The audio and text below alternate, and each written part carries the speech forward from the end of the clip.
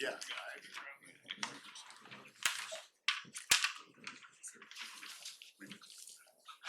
All right, we will now call the Madison County Board of Adjustments Thursday, February 22nd, meeting to order. Please call the roll. Keith Weaver. Here. Kim Owens. Here. Keith Park. Here. Mike Mavity. Here. Ralph Allen. Here. First thing on the agenda is we have the approval of minutes for the last meeting. If you want to look over the minutes from the last meeting, I'll open up the floor for a motion. I make a motion, we approve the minutes from the last meeting. Had a motion, do I have a second? Second. Call roll, please. Mike Mavity. Yes. Keith Park. Yes. Kim Owens. Yes. Keith Weaver. Ralph Allen. Yes. Next on the agenda, we have a conditional use for 195 Lexington Road, Clay Ayers 1. Applicant's name is Carl Cook. We have a Mr. Representative, Mr. Cook. I'm Tyler Dixon. All right, and Mr. Dixon, tell us how you are representing this. Okay, I'm a landscape architect with the Office of Carmen in Lexington. Okay. And we've helped put together this package for tonight. Okay, do you agree to give truthful and accurate information as it pertains to this case? Yes. Okay. Tell us what Mr. Cook and you all are planning on doing. Okay. First, thank you all for braving the weather. So we're here to seek approval for a conditional use permit within an agricultural zone for developing a Craft Kentucky straight bourbon distillery at 195 Lexington Road in northern Madison County. The craft facility is a permitted use in the agricultural zone with a conditional use permit approved by the Board of Adjustments. This exciting project holds the potential to set a precedent in sustainable production facilities while contributing to the local economy. By the end of this meeting, I believe that you will find this distillery is unlike most others. So just to give a quick overview,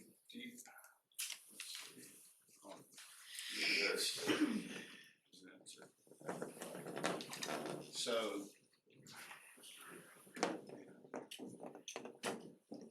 this is the property. It's on the Kentucky River. Yeah, you better turn it on around. Put it right there where Bert's sitting so we can see that. Okay. Yeah. Yeah, there you go, perfect. Okay. So, just a little bit about the site. The property is 3 parcels, a little over 300 acres. You can access the site via Lexington Road or Old Richmond Road. And additionally, Mr. Cook is adding a secondary emergency access via River Circle Drive. So as part of this plan, this is the existing drive off of Lexington Road. The gate is next to the old ferry bridge. Come in and the existing travel drive, this is all low and it comes up the property to the top of the hill here. And this is the distillery complex. Ian is the architect, and we'll speak a little more about that if you want to know additional that. But for this craft distillery, the approximate combined square footage on the 3 different buildings of the distillery is 18,000 square feet. And that's on over 300 acres of land. This would also include accessory buildings, being a small visitor center on the lower portion of the site, and also initially 1 3-story, approximately 15,000 square foot brick house, traditional style, with plans for 2 future brick houses as well. So Rick House 1 is the one that you're talking about right now? Yes. So yeah, I guess the first phase would be the distillery and the first brick house.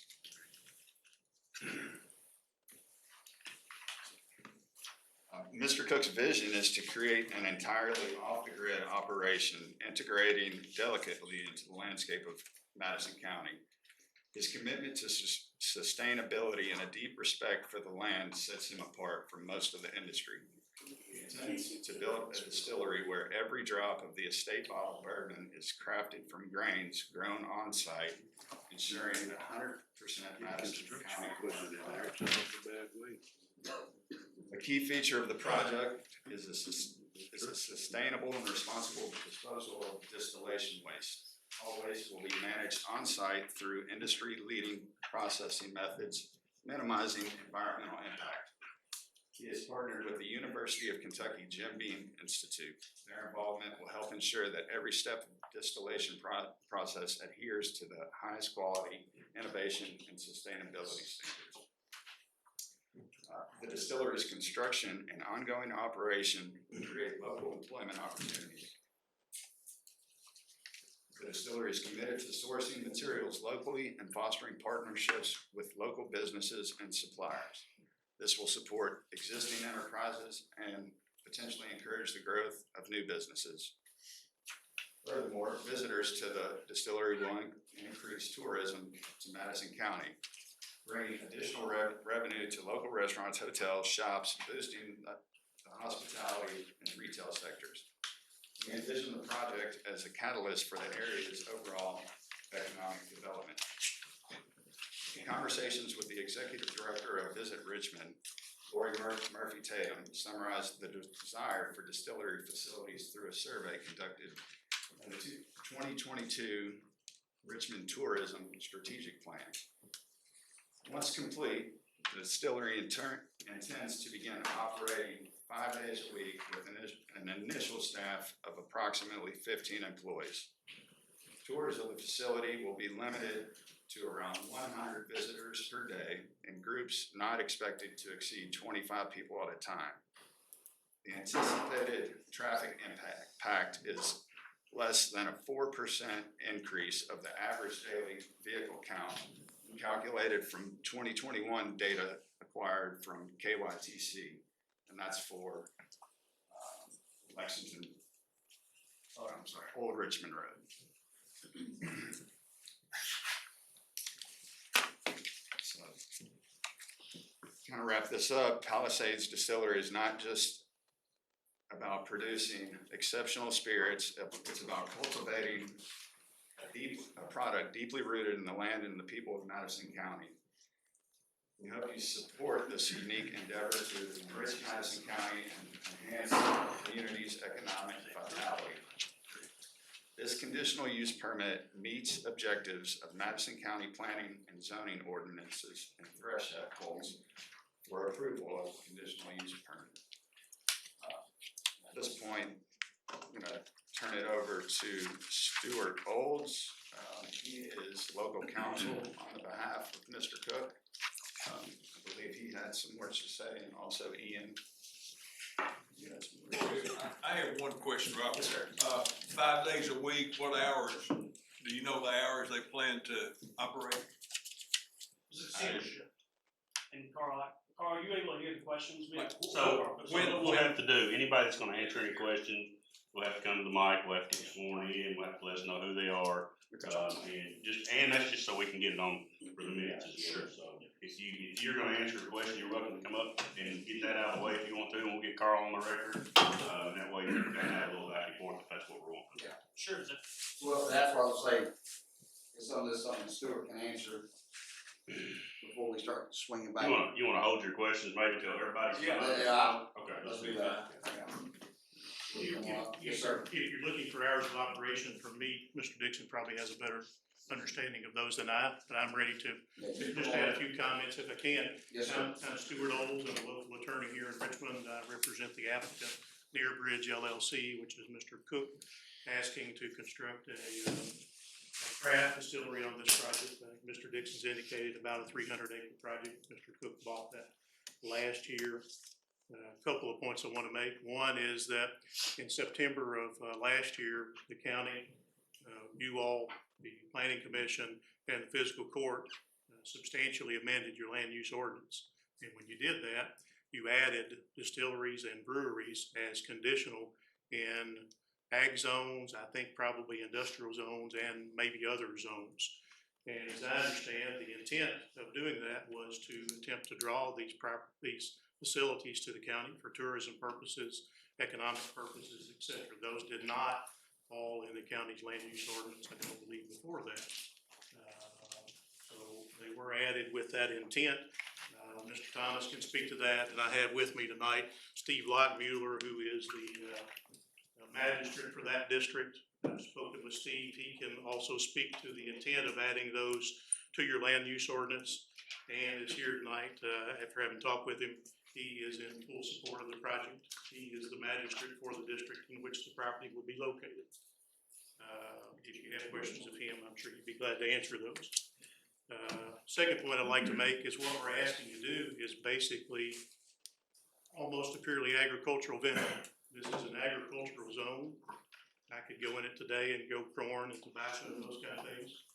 What the applicant is asking to do in this case is to grow grains, corn, wheat, barley, whatever grains are going to be used in this particular bourbon. He'll grow those on site. He'll harvest those on site. He will handle those on site. They will eventually be mixed with water either from a well on site or drawn from the river. They'll be cooked and or distilled. They'll be placed in barrels and they'll be stored on the site. If you think about that, if I were growing a tobacco crop on this site, I would plant it on the site. It would grow there. I would handle it there. I would cut it there. I'd hang it in the barn, not unsimilar to this rick house that's going to be built there. Rick house is a little nicer than any barn I was in, but I would hang it in that rick house and let it cure a little while. And then eventually I would handle it, put it in bundles or bales, and it would go shipped off to the market to be sold. One of the things here is we're going to put this stuff in barrels and we're going to store it there. And it will have a little cooking process that's part of it. And eventually it'll be shipped off to be sold. What's left over can be fed to animals, can be disposed of right on the site. So Mr. Cook's great intention in all this is to make this as self-sustaining a project, off-grid project as he possibly can. And that's one of the reasons he's asking for the craft facility that he's asking for. He's not looking for a full-blown huge distillery where we have building after building after building that's storing bourbon. One point I want to make, because I know a lot of these folks here are from the area, Mr. Dixon indicated that we had a back entrance out on River Circle Drive. There is no intent, and we would be glad to do whatever we needed to do to confirm that there is no intent to use that exit for the purpose of this distillery for people to get in and out of it, except in an emergency. We would, I believe, put a Knox box, I think is what the county calls it, on that back entrance where fire, police, and those kind of folks could get in and out. Maybe we would have access to that just in case of a flood, but we do not intend to come in and out of that residential area. It's just not appropriate, even though what we're doing is agriculture. And in every residential zone in the county, agricultural trucks and things come and go. We do not have that intent. That would only be for an emergency purpose. I think that's important to know today. I think that's all I've got to add. What Mr. Dixon has added, I'd be glad to answer questions if anybody's got those, or we can defer those if you'd like, Mr. Thomas. We'll defer to Mr. Holt, we'll let everybody speak, and then once the audience speaks and ask their questions, we'll let y'all come back and answer those, okay? Mr. Lockmuller, would you stand up? This was my representation, but your support of this project be accurate. Yes, I'm supportive of Mr. Cook's You are the magistrate in this district, District Two, that's and correct. believe this would be an economic benefit to that district and promote tourism and other things in that district that would assist the county. That, and as well as what I've seen is, Mr. Cook has really taken the time and the effort and is gonna spend the money to make this into a really nice, eco-friendly place. So, I mean, it's a win-win for everybody. So, Mr. Holt, That's all I have. yeah, go ahead. Tell us your name and what you represent. So.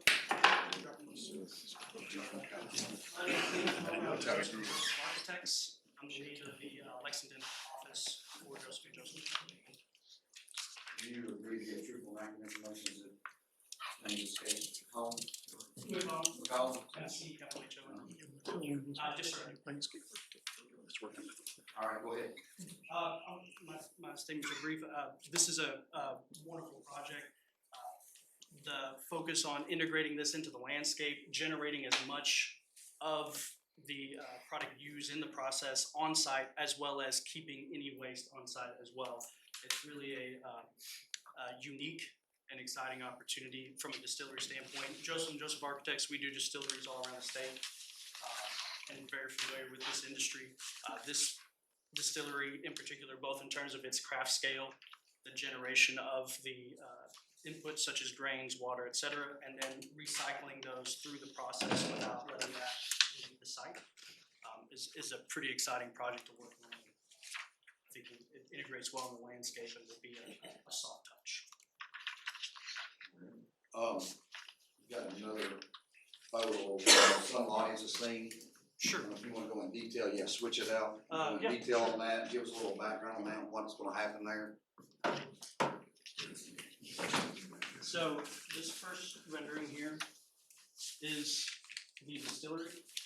And two things to hit first off the bat, initially, are the way we're situating it on site to reduce the profile. I'm sure a lot of folks here have been to some of the distilleries in the area. They're usually column still systems with really tall still towers. This is a pot still system that allows us to keep the roof profile low. So you won't really get views of this offsite. And the large roof span you're seeing here is photovoltaics. So the idea is that we're generating on the roof the energy used for the building. Another thing to note is integrating this into the farm use, that he will be generating grains on site for the production of, and these are the grain silos you're seeing here to process that.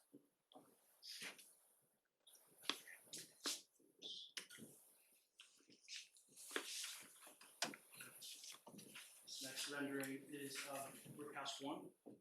And so the concept on this rick house is to integrate it as much into the vernacular of the area as possible.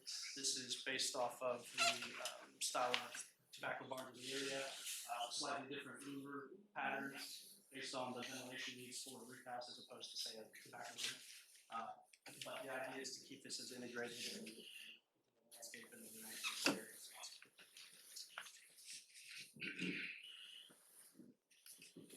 You all have somebody, I think, here. So, Bert, how do you wanna do that? Does he need to add anything, or I'm not sure? Is he just here to answer questions? So he could, yeah, I'm sure he would love to add something. He's very excited and he really wanted to. And so I don't know if it works with the. I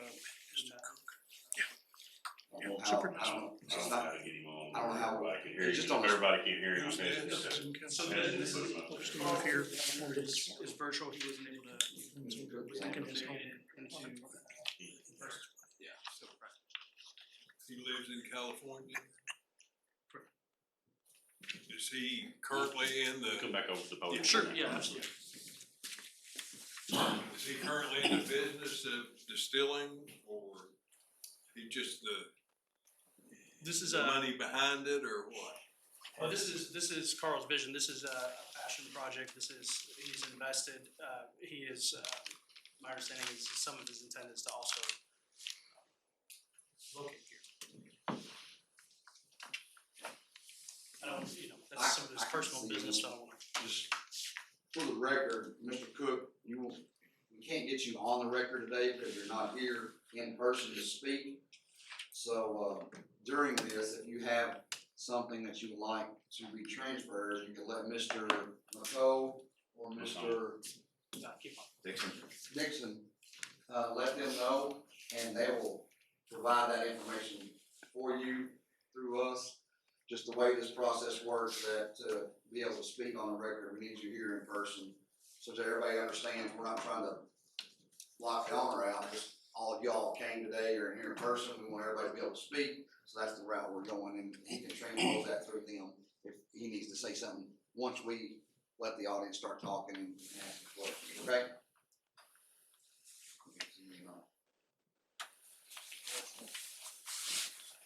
Seems reasonable. No, Should we wait until we get people?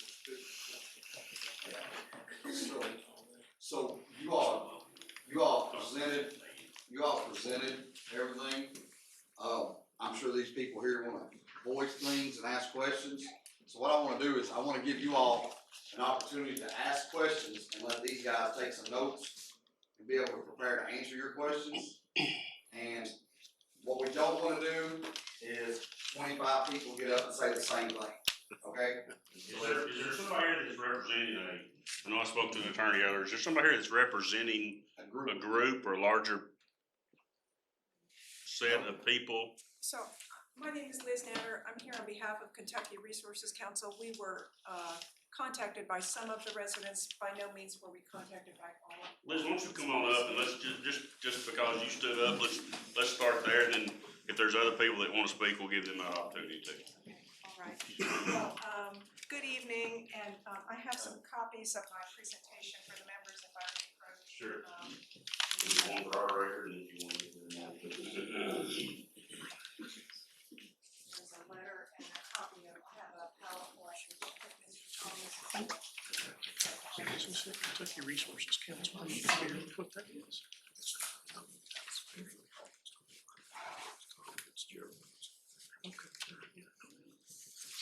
So I want to first thank the board for allowing me to speak this evening, and thank you all for your service to the public. I know sitting on a board like this, everyone has their own lives and work and everything else, so I appreciate that. My name again is Liz Natter, and I'm here on behalf of Kentucky Resources Council, a nonprofit organization dedicated to assisting Kentuckians in protecting their health and their natural and built environment. Kentucky Resources Council was asked by residents of the nearby neighborhood to assist in reviewing the application for the conditional use permit by Palisades Distillery. I'm offering these comments on behalf of the organization and its members and constituents who live and work in areas potentially impacted by this conditional use permit. Oh, shoot. I can speak from here, I can try to send it again, or I can hook up my computer. Won't you try to send it again while you're speaking? Alright. I have a flash drive, I believe, if you wanna use that. No, Yeah, I that's, can give it a go.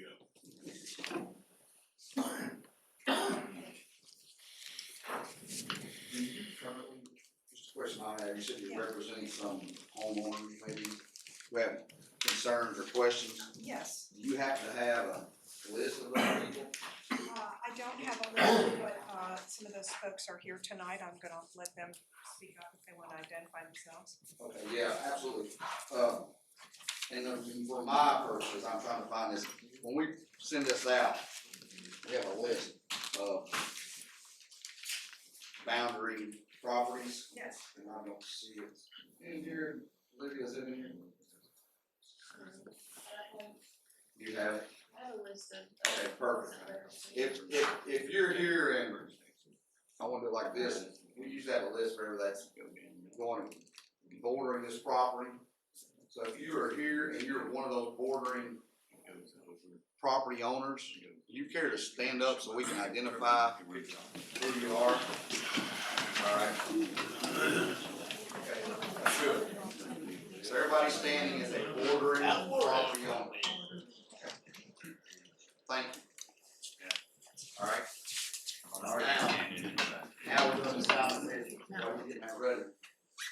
Out of those people that just stood up, that all of you all, will you stand up again if you just reached out for her?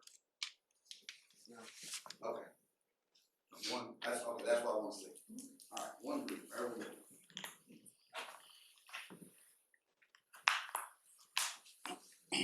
Send this one more time.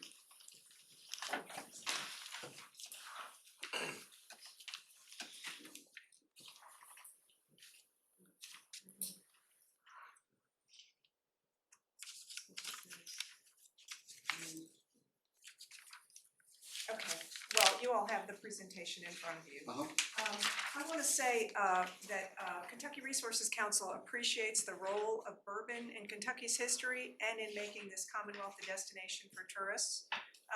And we especially appreciate Mr. Cook's stated intention to create a facility that would be integrated into the countryside, as he said, would be powered by a solar array and would incorporate native plants. However, for the reasons I'm about to state, we do not believe that this applicant has yet met its burden of proof required for issuance of a conditional use permit under the Madison County land regulations. And we therefore respectfully request that you delay your decision on this conditional use permit until neighbors have had an opportunity to meet with the developers of the project and we've gotten some questions addressed. I've got the, I don't know, has the presentation come through? It hasn't.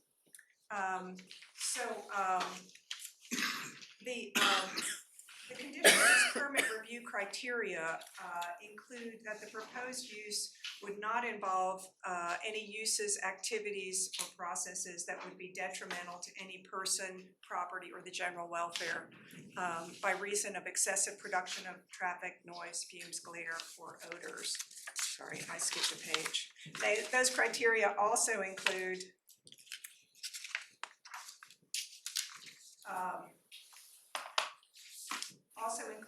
that the proposed use is consistent with the general purposes of the code.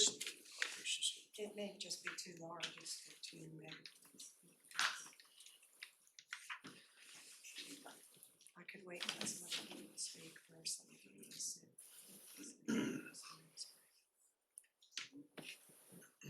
That's great.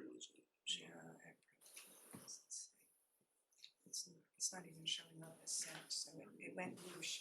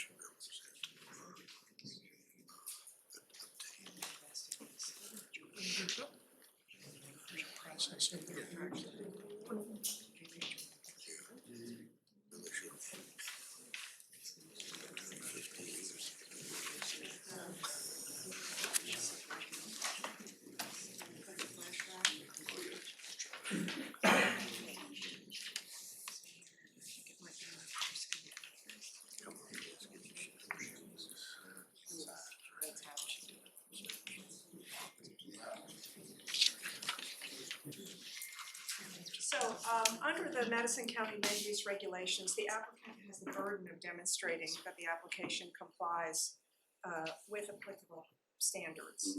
And those standards include that the establishment, maintenance, or operation of the conditional use will not be detrimental to or endanger the public health, safety, convenience, comfort, prosperity, or general welfare. They also state that the conditional use will not be disturbing to existing and future uses and enjoyment of property, nor substantially diminish or impair property values. And that the proposed use, that adequate public facilities and services such as fire protection, drainage structures, water and sewer will be or are being provided. So the applicant has not yet met its burden of proof to show that this project won't be detrimental to the public welfare, interfere with use and enjoyment of property, or negatively impact property values. And some of the issues where there needs to be yet more proof would be answering some questions. How much ethanol would be emitted through the distillation and aging of the product? What odors would be present for residents and visitors? What impacts might there be from whiskey fungus? And I've included, you will see in this presentation, just some references related to whiskey fungus, some photos related to other facilities, and we've even seen online where solar panels have been impacted by whiskey fungus from ethanol emissions. So I hope that that has been accounted for. There are potential solutions to these issues, and that's why we've asked for the opportunity to meet with the developer and discuss some of these. And I've got a slide on discussing some of the ingenuity and resourcefulness of the bourbon industry in addressing some of these issues. Also, additional questions relate to the specifics of the applicant's plan to manage distillers' grains, I've included a reference relating to the ways in which distillery stillage can pose very serious environmental concern in terms in particular of water pollution, but also over application on the land, plans to treat and manage wastewater, and it's not clear if there is sufficient acreage, because we haven't seen any demonstration of how much production there would be and how much stillage would be produced and how it would be applied. It's not clear that there's sufficient acreage on site to properly do that. I appreciate the developer's intention to work with University of Kentucky and others. I think some of these questions can be cleared up after some more discussions and but again, we would ask this body to delay until such discussions can happen. In addition, the applicant hasn't met its burden of proof and hasn't laid out to what standards the rick houses would be constructed. And although they may look like a tobacco barn, they hold an incredible amount of weight. And you'll see again in this presentation some pictures of rick house collapses.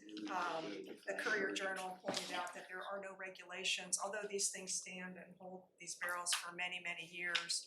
There's no regulations requiring ongoing inspections. That is again something a distiller could agree to, or that this board could require by conditions. And some of these articles also show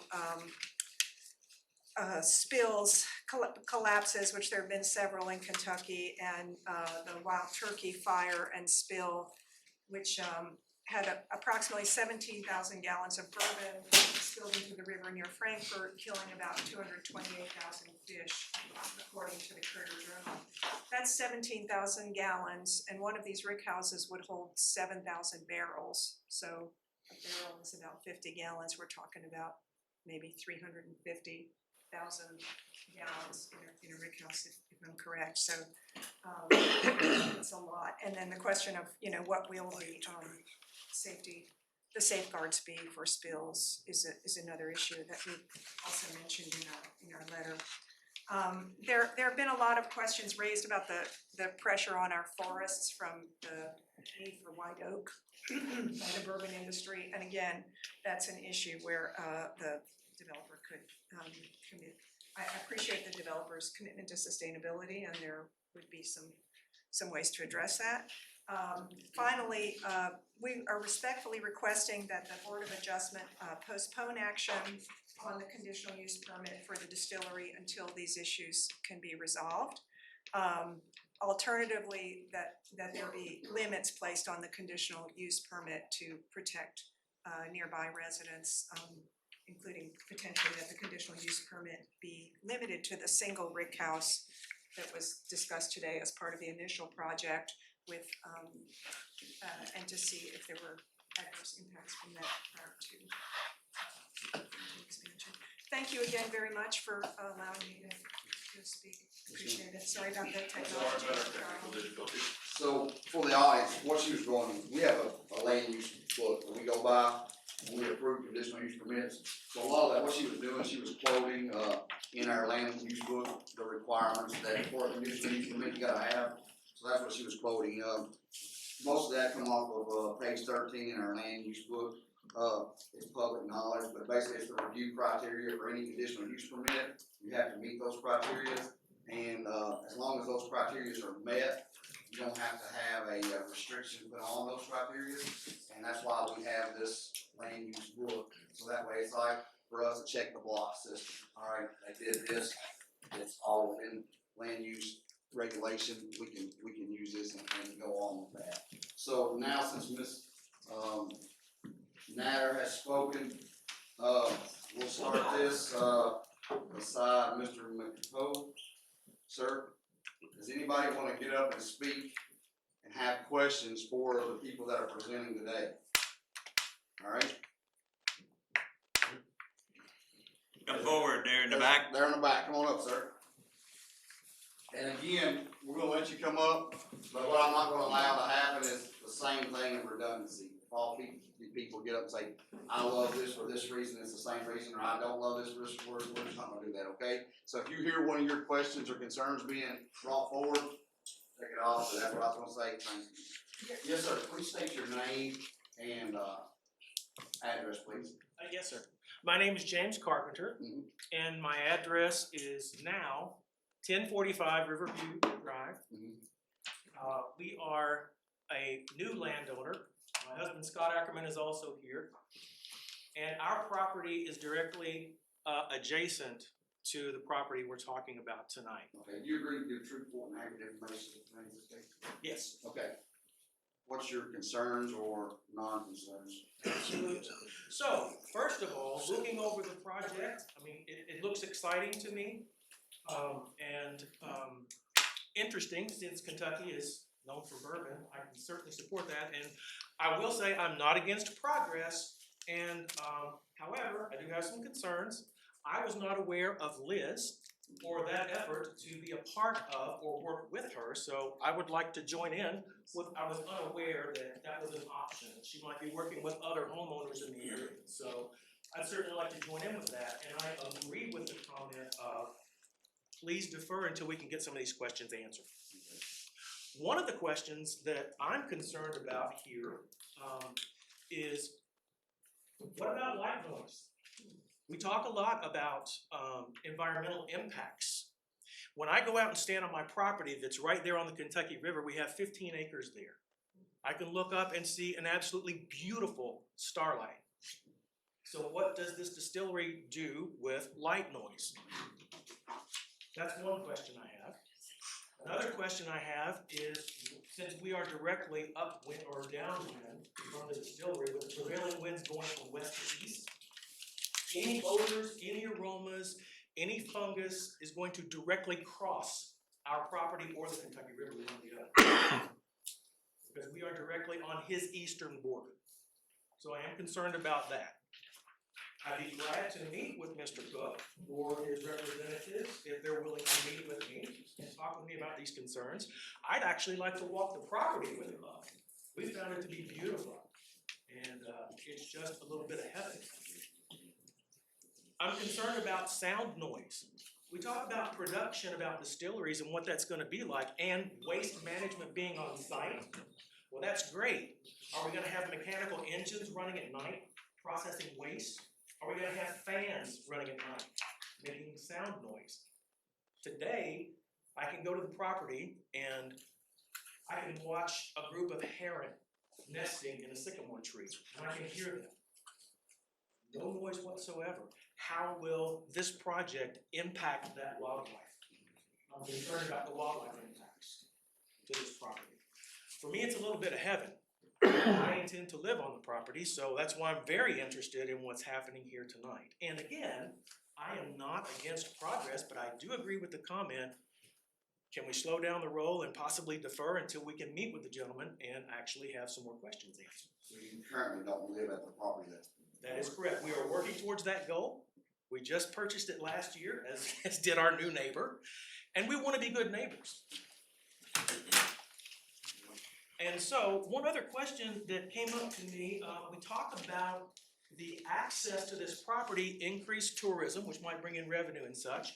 I want to point out that the bridge crossing the Kentucky River on Old 25 is a one-lane bridge, a steel one-lane bridge. The project quoted out as exit 97 and exit 99 as having access to the river.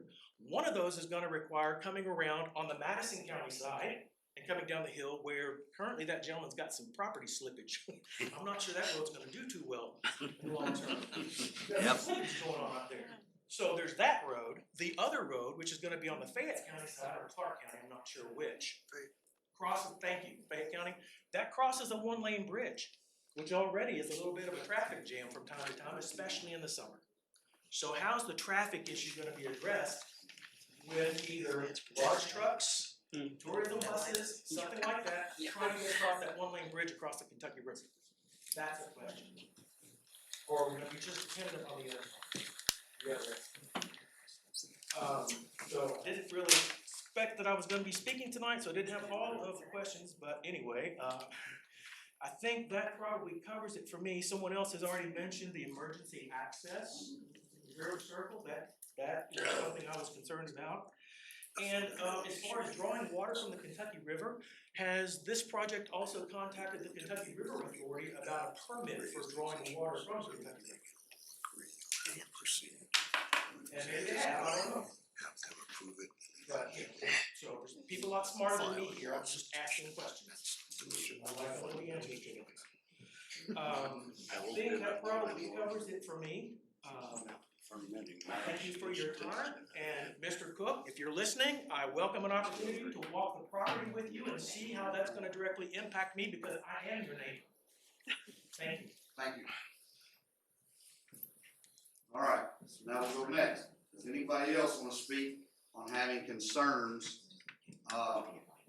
or not concerns? Yes, please. Or against, either one, anybody that wants to speak. This is your voice. Please tell us your name and, address. Stephen Bennett, the address is 2099 River Circle. And you live there? All right, and you agree to give truthful, accurate information? Yes, I can. Okay, Mr. Bennett. So my wife and I have been residents 14 to 15 years here in Madison County. Heard about this project at first and was like, wow, that sounds interesting. I don't drink a whole lot of alcohol, but I drink bourbon sometimes, and what the heck, sounds interesting.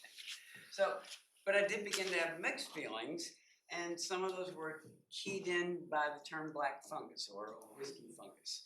And you start to look into that, and there's questions of not in my backyard, and I understand that. Anybody is saying, well, where's it gonna go then? But this whiskey fungus is a real deal in terms of a concern for property owners. It can coat everything, really. Trees, plants, your garden plants. So, as well as affecting property values. So, property values. Can't help but be a big concern. I would hope, just listening to other things, this notion of sustainability is probably at the center of my concerns about it. And the solar energy aspect of it, fantastic. I do wonder, maybe Liz Natter mentioned this too, the scale of that. What happens when the whiskey fungus, because essentially that's at ground zero of any whiskey fungus this will produce. It gets on these things. I Googled it. I Googled whiskey fungus on solar panels, and you see that it can really affect the effectiveness of those panels. You can't power wash those things. When you look at the size of that plane, how do you clean that? So that is a question that could be interesting for them to resolve. These brick houses, 3 brick houses as of now, and what I was going to ask was that they limited, that a condition could be limited to 1 warehouse to begin with. They're saying that's exactly how they're seeing it right now.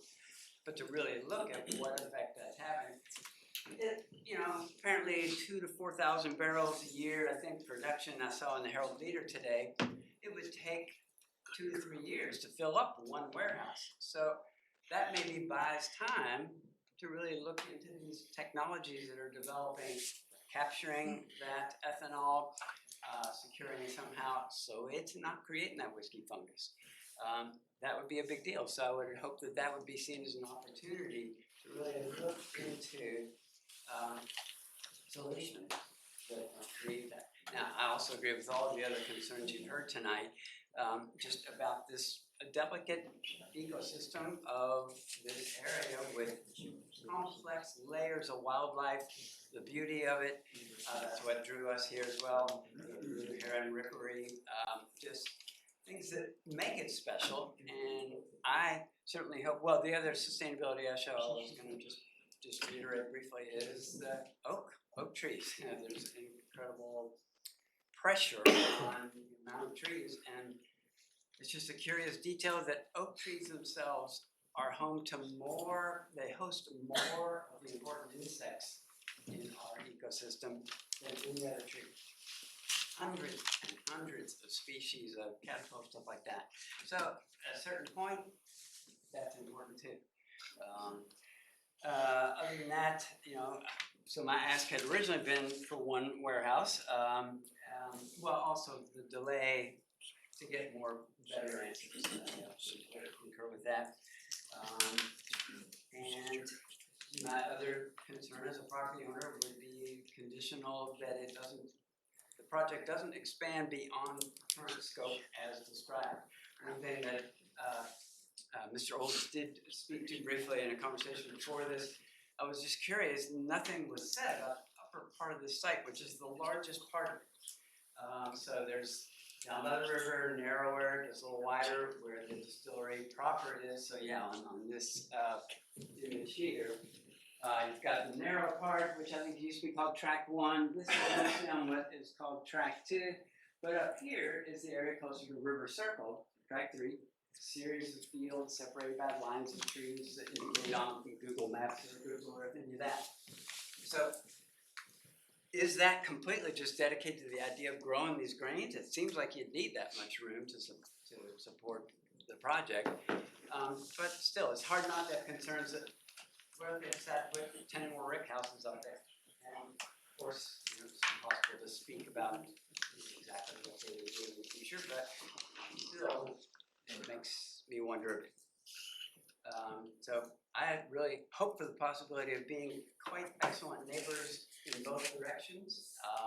It's impressive, the commitment to sustainability, but there's some parts of that sustainability that maybe aren't quite in place yet. Thank you, sir. Does anybody else? Yes, sir. Come on up. My name is Greg Wider, Uh-huh. W-I-A-T-R, and I live at 10820 Okay. in Blue Street. In Blue Trace. Okay. And I'm here kind of representing indirectly a bunch of people that said, are you going, and I said I was. So, You agree to give truthful and accurate information to the plaintiff? I do. Okay. And my interest and concern is with the presentation for Cal State Distillery, nothing has been mentioned about impact studies, environmental studies, what's gonna happen. Has that been addressed? Or is it just building this and seeing what happens after it's in place? Can anyone here address that? We're just taking questions We're just right taking now. We'll get questions. back. I was talking about the people that were presenting it. Yeah, they're gonna come back up and Yeah, answer some of your I'm- questions. Every one of the concerns you asked for, I'm writing down, and when they come back here, I'm gonna Okay, ask for okay, you. that's all, that wasn't presented initially, so I was curious if that's part of the presentation, that's all. Thank you, sir. Thank you. Somebody else behind had their hands up. Yes, sir. Come on up.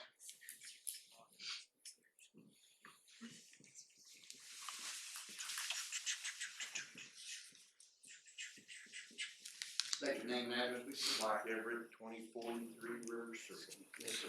Do you agree to give truthful and accurate information? Yes, sir. I've lived out River Circle for 20 years and butted up against this property 20 years. One time, it was agricultural and it was all well taken care of and all well done. And later on it was going to be developed to a town about the size of Berea.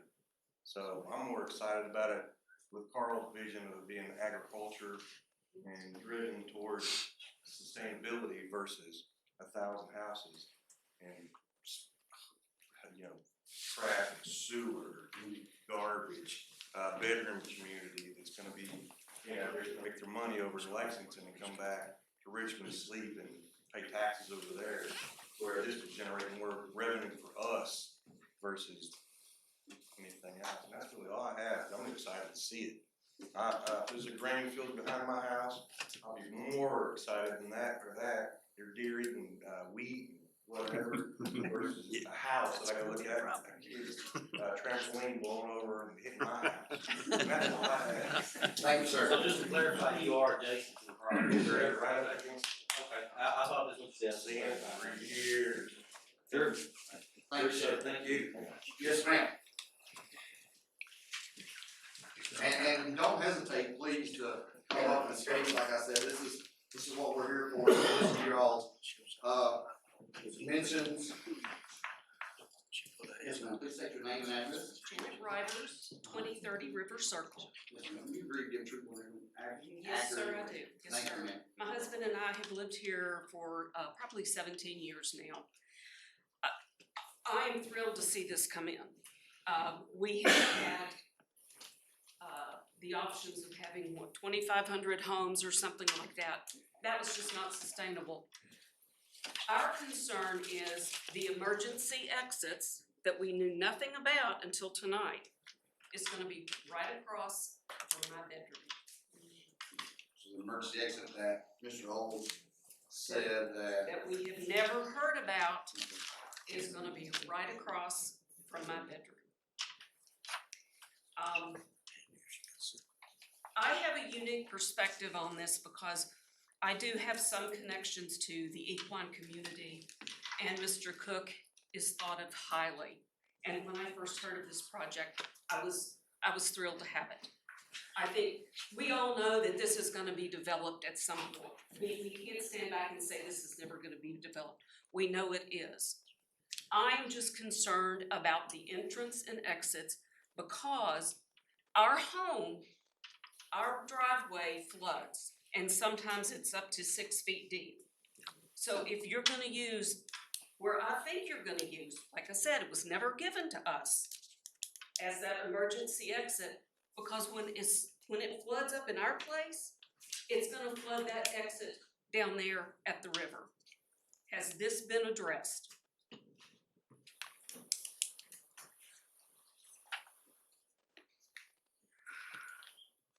Anything else, ma'am? Okay. Thank you. Thank you so much. Please tell us your name and address. Name's Jeff Cruz, address is 4346 Simpson Lane.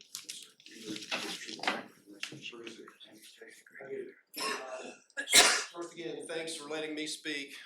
I do appreciate this project, but I want some more information about the vision of the project. So on the plat, so our property, the family property is all of this. So we're relatively close to this. The existing vegetation is the vision for that to stay as is. Because we have similar vegetation here, similar to others. We love the natural state, but we're excited about the project. One other thing, Mr. Olds mentioned about the agriculture aspect of it, which is great. And a question I have, I don't have the answer to, it's currently zoned agriculture, right? Conditional use means it's not gonna be agriculture.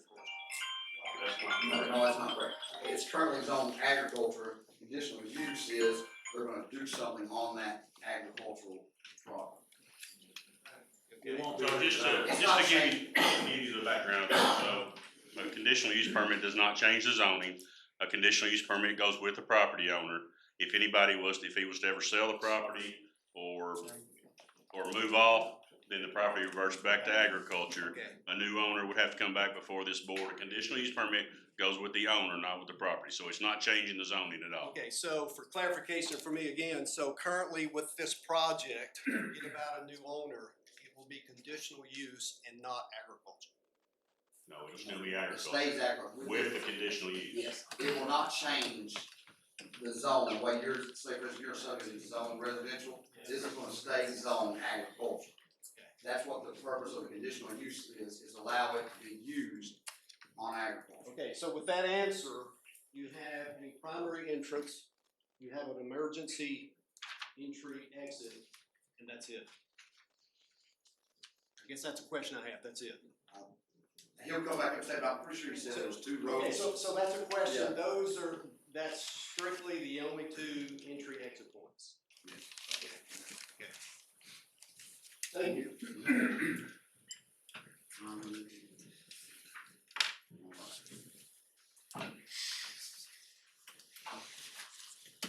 Anybody else?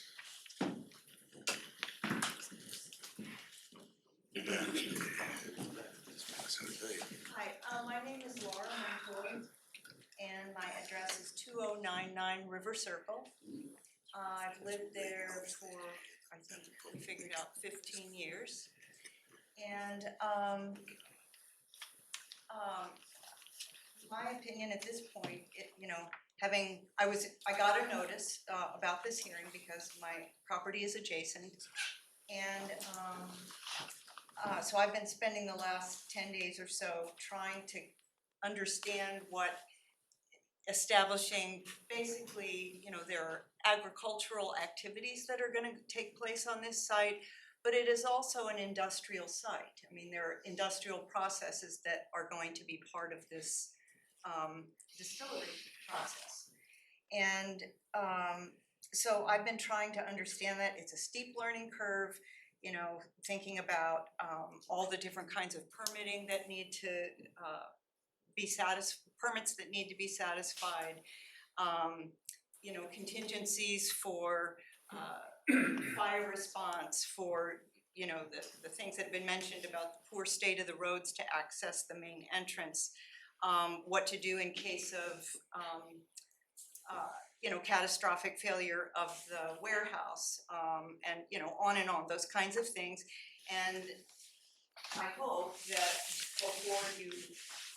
before they get the go-ahead, that those things are just part of the process of being satisfied, that they present their contingencies for reasonable things that happen to distilleries.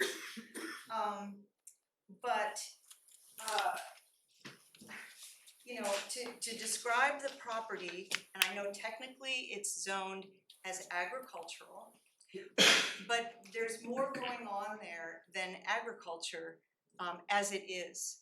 And so, in a short distance, along the Kentucky River where this is sited, short distance upstream, there's Lower Howards Creek Nature Preserve, then there's Fort Boonesborough State Park, there's a well-established large blue heron rookery that is adjacent to the property of the first man who spoke. Then there's his property. Just downstream from this proposed site is the new Fayette County Kelly's Landing Riverside Park for non-motorized river traffic or enjoyment of the river. Then there's Flora Cliff Nature Sanctuary, a couple of miles downstream from that. Immediately adjacent to them is the intake for the Kentucky American Water Company for the water source for Lexington. Then there's Raven Run Nature Sanctuary, and then some ways downstream, I don't know how far, is Tom Dorman Nature Sanctuary.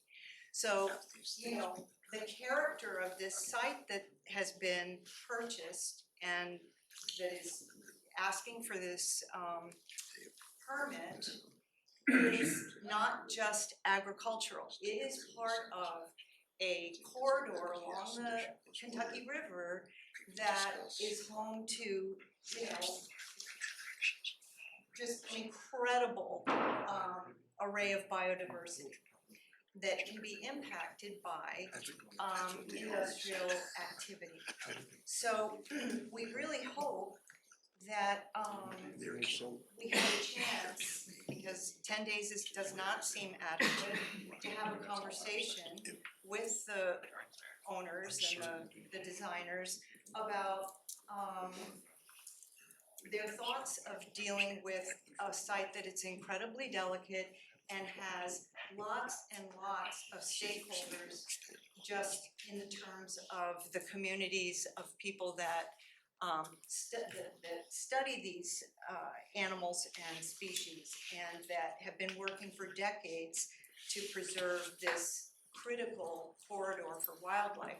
And my feeling is that if we have a delay and an opportunity for conversation before the permit is issued, that that the kind of expertise that is available by people who have been involved in preserving and protecting these species over decades can weigh in on aspects of lighting that was mentioned, aspects of is spreading this stillage over the site to compost in, I guess, is that any danger to wildlife? And on, you know, some of these questions that could tweak their design to cause less of an impact. And my feeling is that what's good for nature is good for people.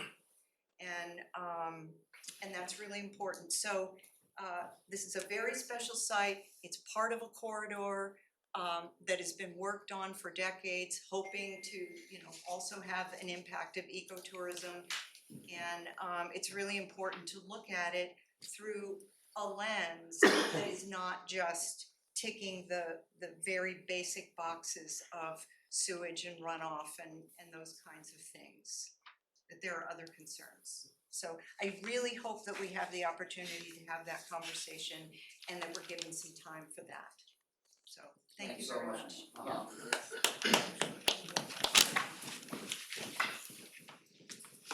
Name and address, please, sir. I'm Sam Kilcoyne. I live at 1580 Robertsville Drive with my parents as well, Greg Kilcoyne, the property owner, as of 1985. And one question that I have that I haven't heard quite yet is agriculturally, like how they plan to, if they want to grow their own grain and such for the distillery. Have they tested their fields? Because it appears to me they got about 4 or 5 different fields, and I think 450 maybe acres of field. The rest of the property is quite sloping. There's palisades like they want to name it after.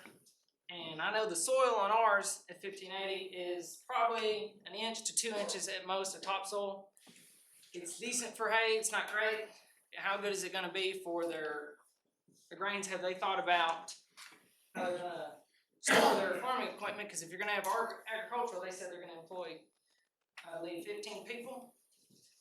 That seems maybe decent enough to run tractors and plant and grow that grain or however they want to as any, but it just, how are they gonna store it? Because they also don't have anything set up for, or are they gonna outsource using tractors and such and having that equipment to farm the grain and such that they say. And another concern that I thought of, and that we thought of, my dad and I, we shared that kind of border with Callaway Creek, along with the property in White, the Bowdens, I believe, and like some have said about if it were to spill or if they wanted to use water, what would be, because I believe that runs straight through that property, so would they be able to draw from that as they wanted as well, or is that something that would go along with like the Kentucky River and such? So those are some questions that we thought of agriculturally, how they're going to use and store those equipment to grow and use it. Thanks, sir. There's those names or names.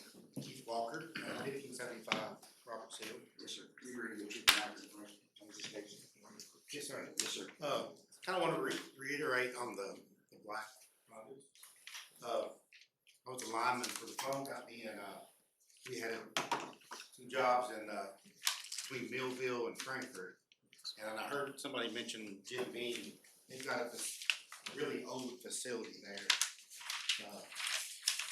Like an old crow. I seen some semi trucks there that had that on, but we got a pole line through there, you know, with telephone cable on and such, and the mold was like really bad. I don't know, maybe they're grandfathered in, but like all the trees and the big brick, really old brick houses had a lot of that on them, and I was just kind of concerned how far out that outreach is. Because like you just mentioned Callaway Creek meanders up through. I don't know if that kind of follows that. How sound does, because like on the weekends when Proud Mary's rolling, the live band is just like, you know what the song is, you know what I mean? So, sound and smell, I don't know if they follow the same path, so. That's good. I was wondering how far that goes, you know. Thanks, sir.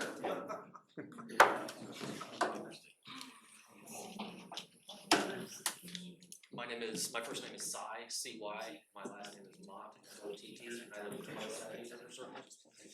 You agree to give truthful and accurate information to the claims? Yes. So one thing I can speak to is the gentleman's question about how far the whiskey fungus goes. Studies have shown that it travels for over a mile in any direction from the source. There's some research from Scotland showing that actually some of the greater distances accumulate more because the ethanol has had a chance to settle further away and provide a nutrient base for the fungus. Some more specifics on the fungus, at least in Louisville and areas around distilleries there, it's something that you actually have to disclose when you sell your home, that you, even if you keep your house impeccably clean, you have to disclose to potential buyers that you live in an area that gets whiskey fungus on it. And a researcher from University of Toronto who studies the whiskey fungus says that it basically it coats everything. It will coat public property, private property, signs, homes, whatever, even stainless steel, which the reason we have stainless steel is to prevent against colonization. It colonizes stainless steel. So currently there are lawsuits underway in Maine, Tennessee, Kentucky, Scotland, and the Virgin Islands against distilleries for property damage, effectively. Try not to repeat what other people had said. I'm also an aquatic ecologist. I'm a professor of biology at, I'll say, a nearby university, so I'm clear that I'm speaking for myself and not my employer. There are concerns with what ethanol does when it gets into aquatic systems, that in some cases it's shown to be more toxic than gasoline. And so that is obviously a concern. There are some indications from peer-reviewed research showing that around ethanol producing facilities, the surrounding neighborhoods have higher rates of respiratory issues. For example, around a bioethanol distillery, found that, quote, 53% of the nearby residents reported respiratory disorders, conjunctivitis 31%, headaches 27%, dermatitis 23%, dyspepsia 22%, 57% of children aged 6 to 7 use bronchodilators as an indicator of asthma. So there are some health concerns here. If you hear a lot of what the representatives from the distillery say, they say there is no evidence that this is harmful. That's not really true. In science, we use a phrase, absence of evidence does not equal evidence of absence. There simply hasn't been any research done on the health ramifications of distilleries, probably because it's such a niche industry. But the fungus, the whiskey fungus, produces spores like any other fungus, and so there are some concerns there.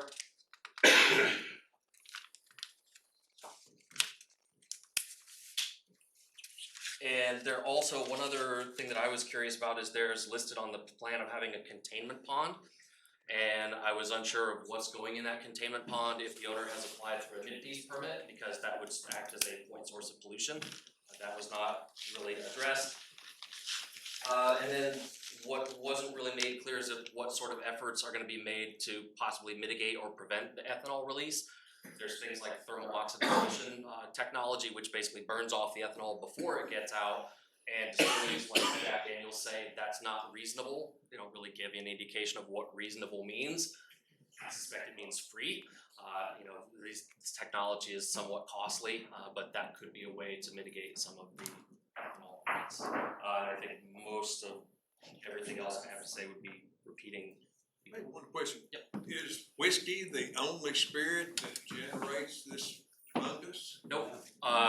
Cognac, I know, is another one, but studies have repeatedly shown that the thick growths that you get are specific to distilleries and in some cases bakeries.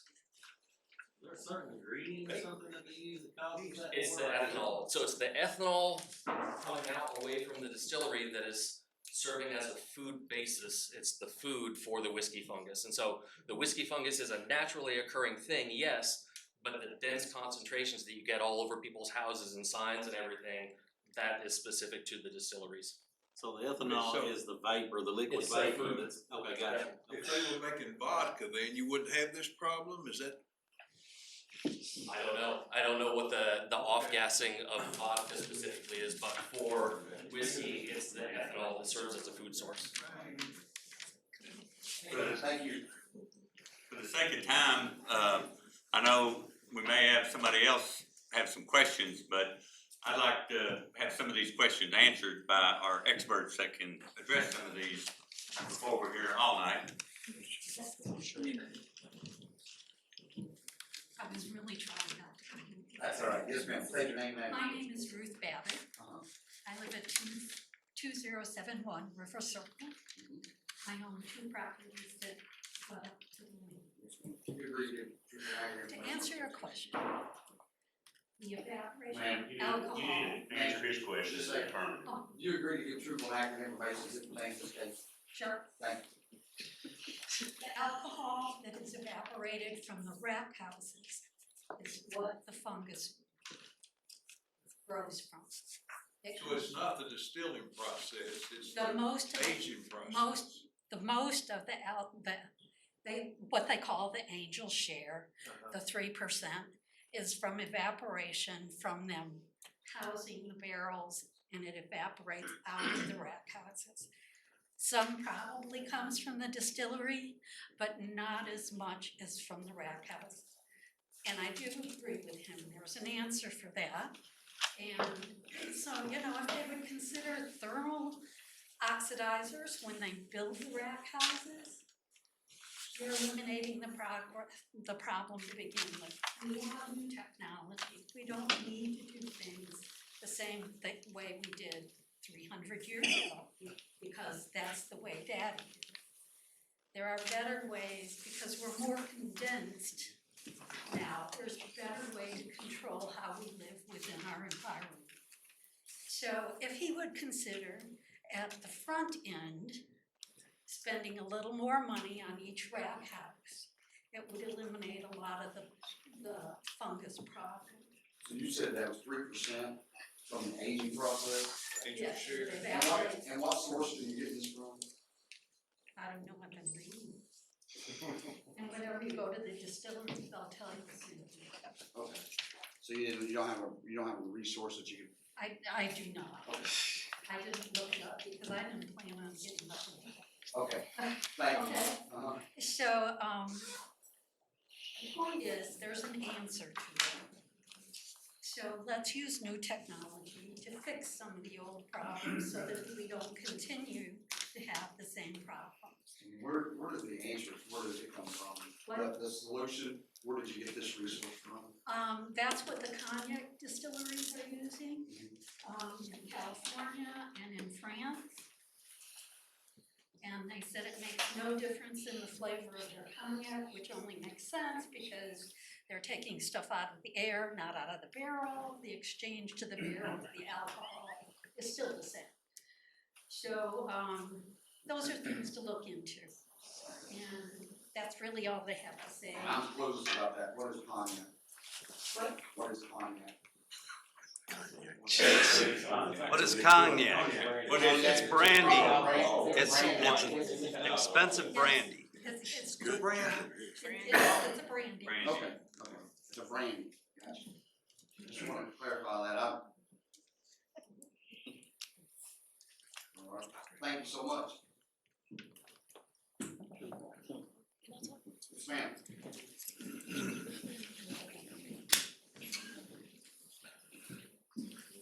I'll try to be short and sweet. Sorry for the name and address, please. My name is Jennifer Parsons. I live in Boone's Trace. I'm also the owner of Remax Elite Realty in Richmond. My Do you main, agree to give truthful and accurate information, please? oh yes, I do. Thank you. Sorry, and like I said, I'll try to be short and sweet. My main concern is obviously, you know, the whiskey fungus and property values, since I am a real estate agent that lives in the area. But since that's already been talked about, the one thing that I wanted to ask is if there is going to be any plans to help maintain these roads better. Out here, as it was said before, there is a one-lane bridge, but also, I think it was June of 2022, there was a accident at the bridge where part of the guardrail became missing. And then in November, actually November 11th, 2022, a 17-year-old was in a wreck. It was my stepdaughter's best friend. She went into the river and she didn't make it. She passed away. So my thought is, you know, going from June to November, that guardrail was never fixed. Had it been fixed, she would still be here.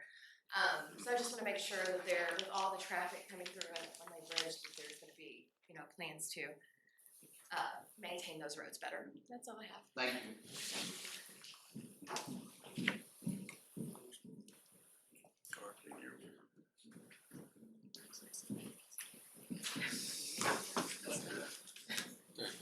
State your name. My name's Jack Yoey. I live at 3050 River Circle. Yes, sir. So we're like this next tier up from the people that are adjacent to the property. I just You wanted, didn't give truthful and accurate information on this case. Thank you, sir. I was just gonna verify, Ruth's information about the emission from, Rick houses. That it's estimated as about 3 to 4% a year per barrel. And that emission factor comes from an EPA document, AP 42. It's called for the aging of distilled spirits. That's what it is. So it's a correction. And that is per year, or The volume of ethanol released in form of VOCs, volatile organic compounds, is 6.9 pounds per barrel per year. you don't know how much of that is ethanol? That's the VOC, that's what is released from the barrel. No, I'm not a distiller, I don't know percentages of what it is, but the contents of the whiskey itself probably doesn't evaporate, it's probably the ethanol or the alcohol. I heard someone mention something earlier, and I wanted to verify this, because this was a question I had. They said that Mr. Cook had intended to build a home on the property. I didn't hear you say that. No, I heard someone say that. I intend to build a home. Home on his property. I heard someone say earlier that they thought his intent was, and to maybe I move. heard he might relocate to this area, Kentucky. not build a house And on he the also property. mentioned about bringing his horses to that property. So that's not a true statement, that is. Okay, I was just, cause that would have been, that would have given. Say that he was thinking about relocating to this area, but not specific to that property. Well, I've heard from people who have spoken with him that said he seems like a reasonable guy. And if he would have said that he was actually gonna build a place to live on that property, that would give me a lot more comfort that he was willing to be around.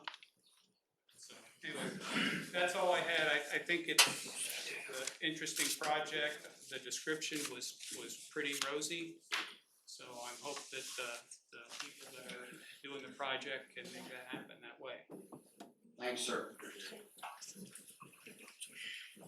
All right. Somebody else is jumping up. Hold on now, we're gonna get you. You got some here. Come on up, sir. My name's Randall Kaufman. I live at 1500 River Circle. Yes, sir. You give me truthful and accurate information, Mr. Collins, please. Yes, I do. Thank you, sir. Just two comments. One is concerning the property that the gentleman just purchased. My brother-in-law was the director of parks in Indiana, and I have walked the creek, Callaway Creek, many times, and noticed how beautiful it is and everything. There's palisades on the creek. My house is actually about 400 feet higher than the river, so the depth of the creek is. One of his comments when he walked the creek with us was that if that chunk of property was in Indiana, it would have been a state park. The other thing I'd like to point out, if somebody hasn't thought about it, is that there's a fault line running right through the area. And I wonder if construction, especially for the Rick House, if there was something given for that for prevention of damage due to but if memory serves me correct, I think there's 3 separate fault lines running through that property. I've got the map at home. I didn't think to bring it, but it would be worth investigating. There is a fault line very evident just to the west side of the interstate bridge. And that fault line goes continuously through the area and ends up going through where the Allen Company's quarry is. And if you're on 627 coming down the hill from Winchester, you notice that big flat wall.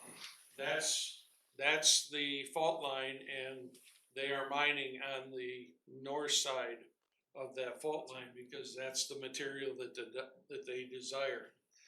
And in between the two, the USGS map that I have at home, I think it shows 3 different fault lines running through that. And I mean, I was interested because my property is right there too.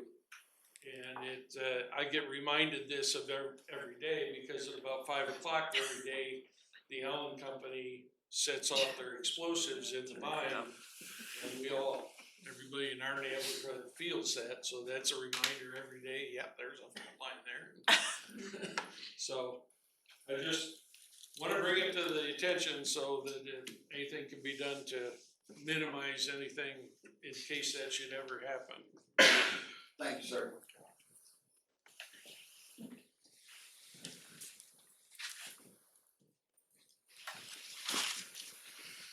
Yes, sir, state your name and address, sir.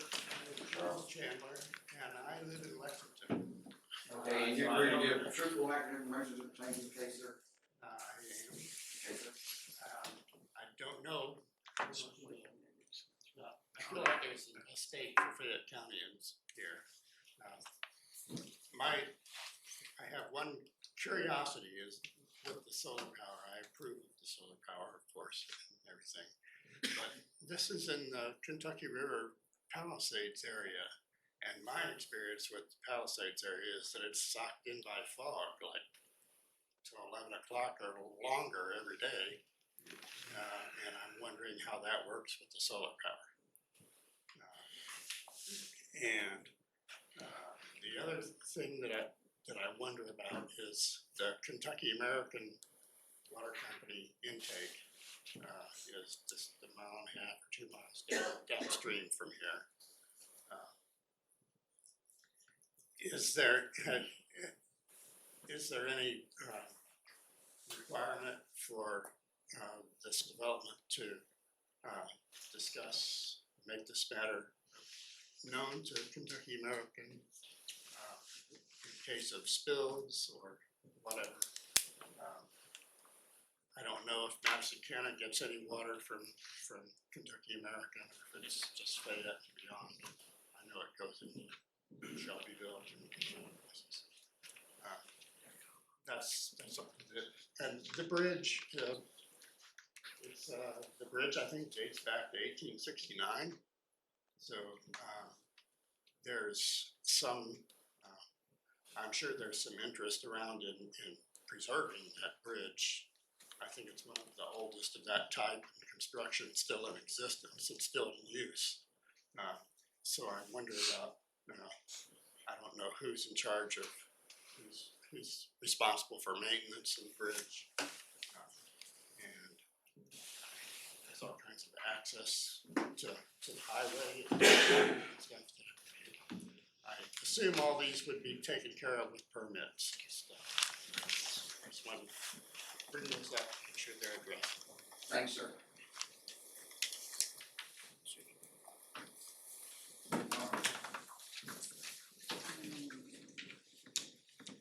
My name is Paula May, and I live at 1501 River Circle.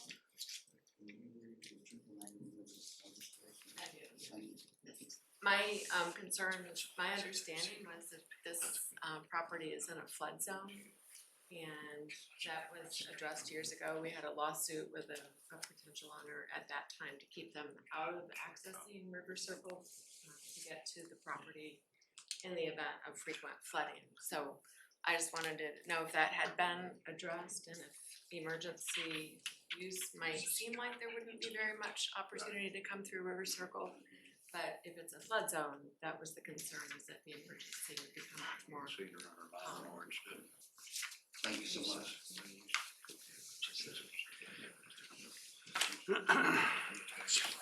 Nobody else is jumping up, so now what I'm gonna do is I'm gonna let Mr. Go, Mr. Olds, Mr. Dixon, and go on up, and I know you've been hit with a lot of questions. I've tried to write down some, and And I'll answer any of those, but I think I can make 4 or 5 comments that will answer a lot of those. Okay. First, what we're asking for is a craft distillery. Your ordinance has different levels, craft being the lowest level. That ordinance limits the amount of production that we can have on the property and the amount of storage that we can have on the property. So concerns that this might turn into a full-blown distillery with 10 warehouses and thousands of barrels can't occur under your ordinance. You will monitor and make sure that we are staying within our limits. We will, and we're required to stay within our limits of doing that. So this will remain a craft style facility. Have no intent of doing anything else. If anybody ever did want to do anything else, they'd have to come back before you and get a revised conditional use permit to do that. That is not Mr. Cook's intention. Second point I want to make is it is in fact my understanding, and you gentlemen can correct me if I'm wrong, that Mr. Cook, assuming this project is a go, does eventually intend to make part of this farm his home. I don't know about bringing his horses here, I can't answer that, but he has talked about building a home on this property. So hopefully that is some concern. Third point I'd like to make is if you approve this conditional use permit today, all you're approving is our ability to do a craft distillery on the property. We still have to comply with all of your codes and all of your ordinances. Before we build anything, we're gonna have to submit to the codes office a development plan that shows all of the particulars that these folks have had some concern about. And that office and the people involved are gonna have to approve what we're doing. And we're gonna have to meet your codes in terms of the rick house we build. First of all, this will be a brand new rick house, newly constructed. This won't be 100 or whatever year old rick house that collapsed. It'll be constructed according to today's codes, and will be constructed so that it will hold whatever production we are able to do on this facility. Those codes will also require us to, your ordinances, the county ordinances, also have noise, light, and sound provisions in them. We will, and we are required to stay within all of those codes. Mr. Thomas and all those offices that are involved will make sure that we do.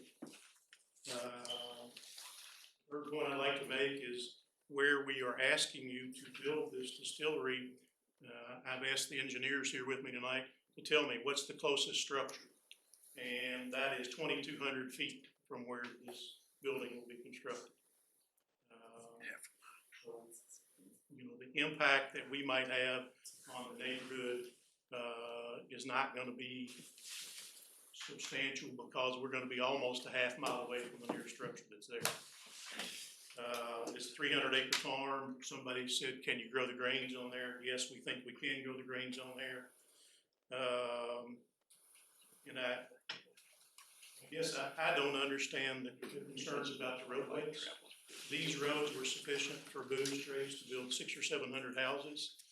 A road very similar to this, Simpson Lane, was sufficient for Riverville and Callaway Creek and all those developments to construct. And the other developments that are down Simpson Lane, we don't anticipate a substantial amount of traffic at this facility. You've heard we're gonna have 15 employees, and we would anticipate no more than 100 people per day coming to visit this small craft facility. We're not gonna add any substantial burden to what's already there. The additional 200 homes that might be built in Boone Straits might, but our little craft facility is not gonna do that. I can't control the bridge, we can't control the roads. The roads are state, county, whatever is appropriate. They provide the necessary avenues for all the people that live there. They provide the avenue for the folks that visit the bar, and that live on the Fayette County side, and everybody can come and go. We don't think the limited traffic that we're gonna produce is gonna add anything substantial to that. And last, as it relates to whiskey fungus, your ordinances have provisions included in them when you added a conditional use for a brewery and distillery. To build a distillery, one of the things that we have to do is comply with your ordinance with regard to prevention and remediation if it were to occur. of whiskey fungus. We're working with the Beam Institute at the UK, and it's not directly with Jim Beam. They have started an institute at the University of Kentucky where they have a number of scientists involved that teach people how to go through this process and help to eliminate the issues that might be generated by it. So we're working closely with them to prevent and or remediate that if it might occur. I think that's all my direct comments, and with that, I'd like to answer any questions if you guys got any. I got one. What steps, so are you all planning on taking care of remediating this if the problem occurs, or y'all will be preventative maintenance to keep it from occurring, the black fungus, or whiskey fungus? We are required by your ordinances to put together plans that would prevent whiskey from fungus from occurring and to remediate it if it occurs. Will include the higher technology that was spoken about? Oh, I'm sorry. Mr. Olds, thank you. If you want to step back on what the other two come up, and then. I think you pretty well covered, or? Okay. Yeah, I know Carl wants to speak, if you can. That's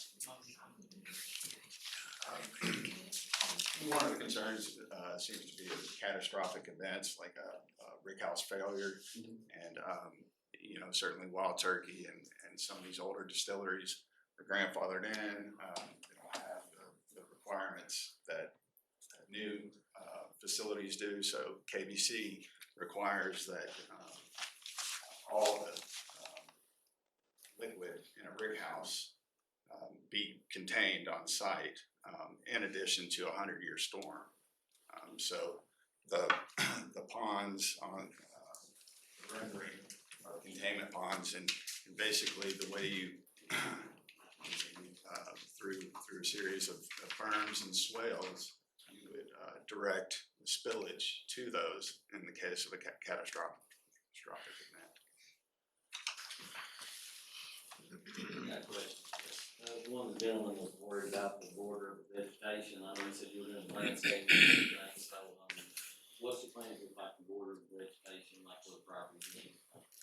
I guess he's worried about seeing it or something, I don't know.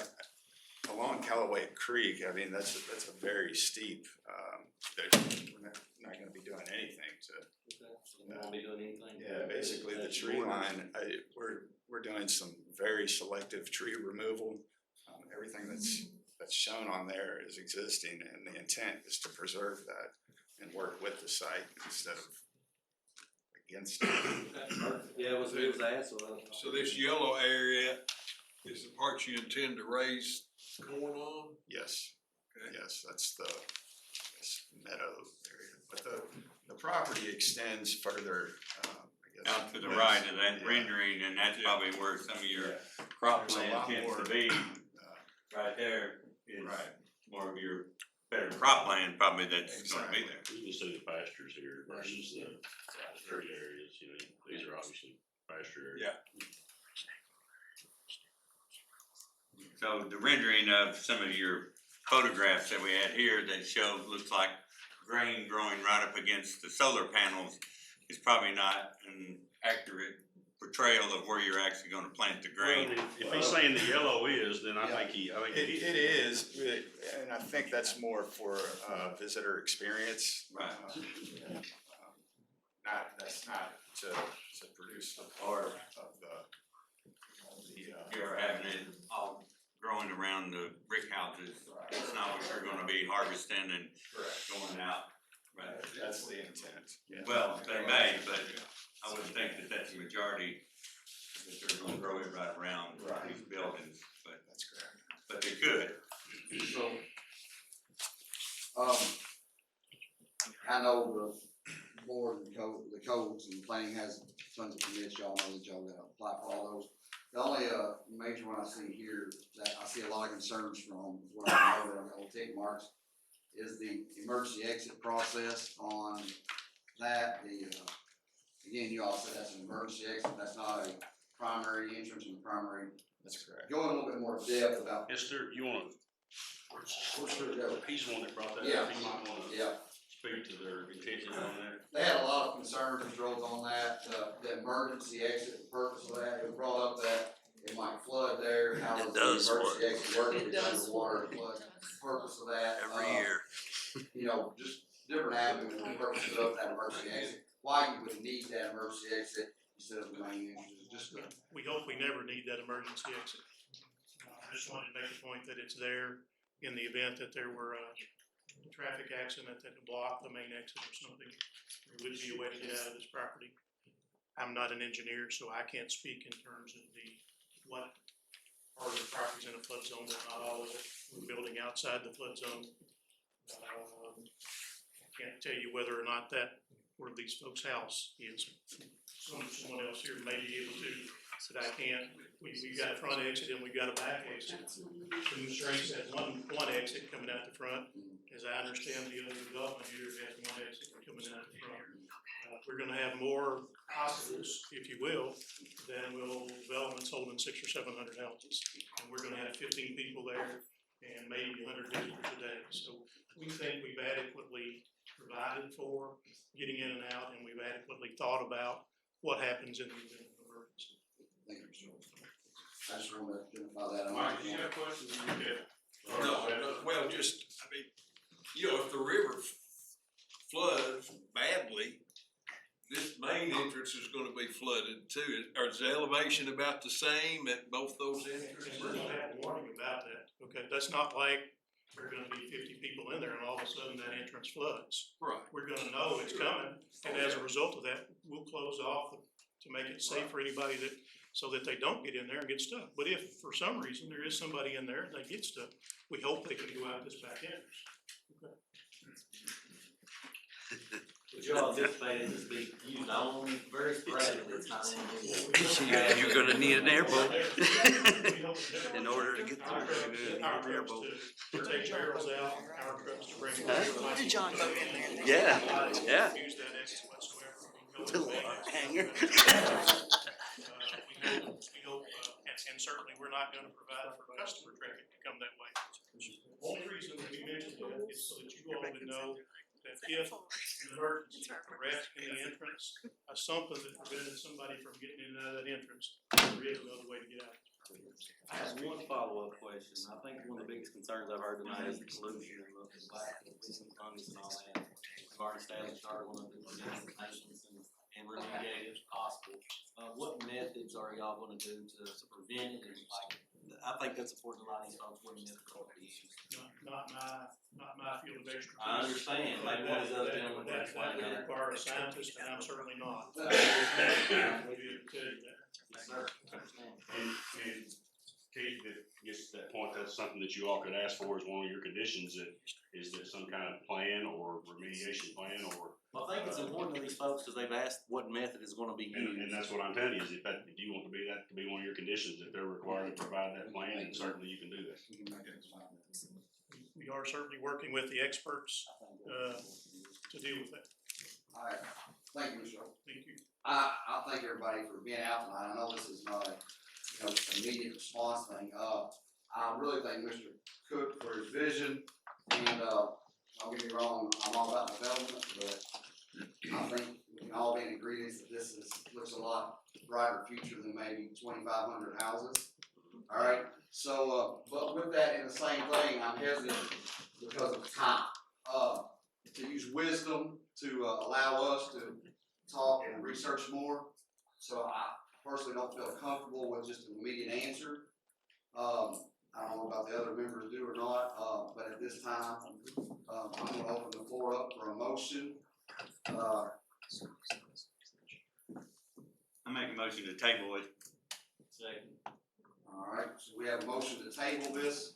We have a second. Can you call the roll, please? Mike Mavety? Yes. Keith Park? Yes. Kim Olds? Yes. Keith Weaver? Yes. Ralph Hall? Yes. So basically, Ralph, you wanna take this or you want me to? What this means is we have concluded our public hearing on this event. We thank you all for being here. We're now going to go in and do our research on this and allow these people to come back with these concerns. And so within the next meeting, that'll give them time to answer your concerns. They'll be able to present these concerns to us, and then we will either apply or or deny restrictions for a conditional use permit. Just to make it clear that this has been your last chance to make public comments, so. And that sounds a little harsh, so let me see if I can solve that. So we're required to have a public hearing. We're required to have a public hearing, and that's what we believe we've done tonight. But the board doesn't feel comfortable making a decision. As you can imagine, this is a big decision to make, or you all wouldn't be here, right? As Mr. Olds said, we updated our regulations a few months ago to accommodate for this type of use specifically. But this is the first time that this board has ever had an application like this brought before them. So this is all new to them too, right? So they want to take some time. They want to take some time to do their own due diligence, do their own research. They want to ask questions. They want to reach out to the developer, the owner, and anybody else that might have a stake in this and say, tell me a little bit more about this, because they're certainly not experts in this, right? They're volunteers that get paid to come to one meeting a month. They get $75, right? But they get to answer all your all's concerns and questions, but they knew the job was dangerous when they took it. But that's what's gonna happen over the next month between tonight and the board's next hearing. They'll go out, they'll do their research. If anybody in this room has any concerns or questions, you can send them to me. I'll forward them to the board and they can make that part of their research. You all are more than welcome to come back to the next public hearing, or the next meeting, I should say. That will be advertised on our website. You can call my office, ask for Olivia or me, either one. We can tell you when that next meeting will be. Chances are it'll be the third Thursday of next month. They may or may not act on it. Let me say this, they will act on it. They'll either make a decision at that point, they'll either approve the permit, they'll either deny the permit, or they'll approve the permit with certain conditions, right? That's why they call it a conditional use permit. Or the fourth option is they might table it again because they haven't got done with the research yet. So please, I encourage you all to call my office, send me your concerns, and come to the next meeting if you want to find out what the decision was. Okay? Thank you all for coming. Who are you?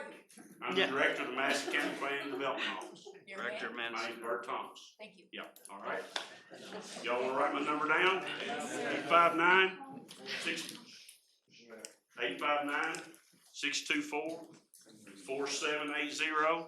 If you wanna email me, it's Bert, and that's B-E-R-T, in case anybody was gonna spell it with a U. BERT.Thomas, THOMAS, at Madison County KY.gov. Anything you want to send me, whether it's documentation, articles you've read, concerns you have, please email them to me and I'll make sure the board gets a copy of them. They don't have personal county cell phones, they don't have personal county emails, so you'll need to go through me. Okay? County's all spelled out. And if you can't get it to go through, just call us and we'll get you through there. All right, thank you all for coming. Next on the agenda, we don't have any new business. All right, so now we'll open the floor up for motion to adjourn. Make a motion to adjourn. Call the roll.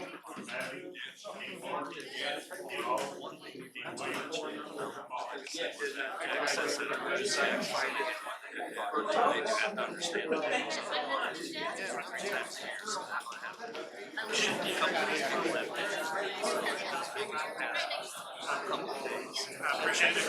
Hey, so water gets up to the point where we can't get in the room. The only reason anybody would get it